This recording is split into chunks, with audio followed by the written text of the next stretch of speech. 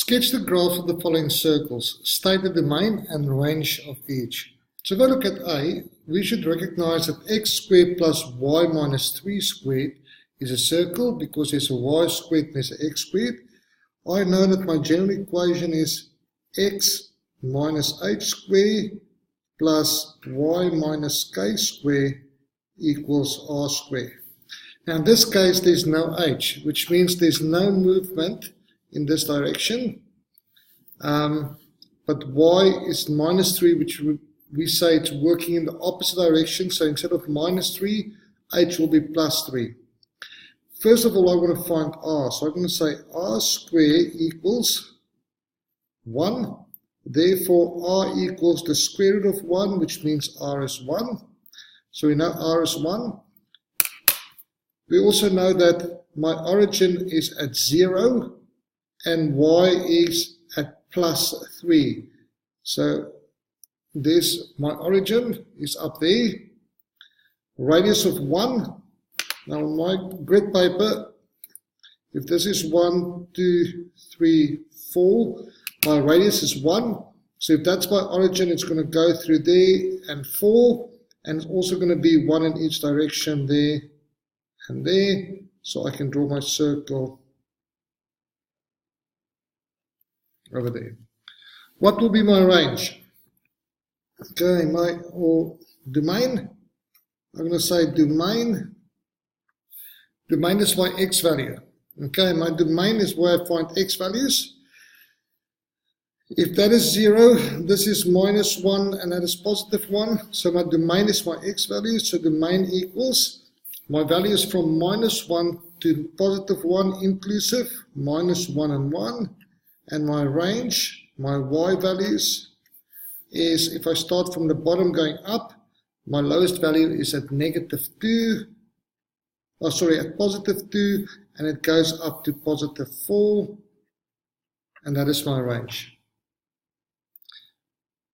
Let's look at the following one. X plus x squared. So first of all, I'm going to remember that it's x minus h squared plus y minus k squared equals r squared. First thing I realize is I know that r squared equals 9. Therefore, r equals plus minus the square root of 9, which equals 3. R cannot be negative, so I know what's the radius. I also know that h is the opposite of plus 3. So h is going to be negative 3, and k is going to be the opposite of plus 2, which is minus 2. Okay, so if I draw my graph now, what I'm going to do is the following. I know that my origin is moving. X moves in the opposite direction of plus 3, which means x moves to minus 3.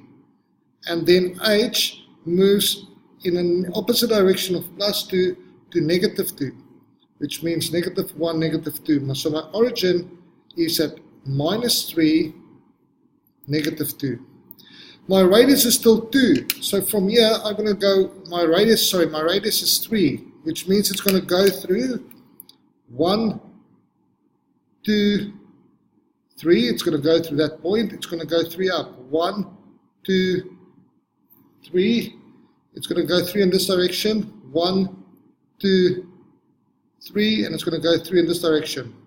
1, 2, 3. So I'm going to draw that as circularly as possible. Okay, there's my graph. Unless they ask us what is the x-intercepts, you don't have to find it. If they ask us what's the x-intercepts, we're going to say that is where y is 0, and I can substitute 0 in there, and I can find what is those two values. However, all I need to know is where's my range for these questions. I know that is 0, 1, minus 1, minus 2, minus 3, minus 4, minus 5. This is going to be minus 1, minus 2, minus 3, minus 4, minus 5, minus 6. So if I'm going to ask what is the domain, which I don't have a lot of space for. I'll just write on here. I'm going to say the domain is x values. So where's my x values? From the smallest value, which is on this side, the smallest value is at -6. So domain x values is -6, and it's going to go all the way up to where x equals 0. My range is my y values. So my y values, my lowest value is -5, inclusive, and the highest value is +1. And that will be my range for this.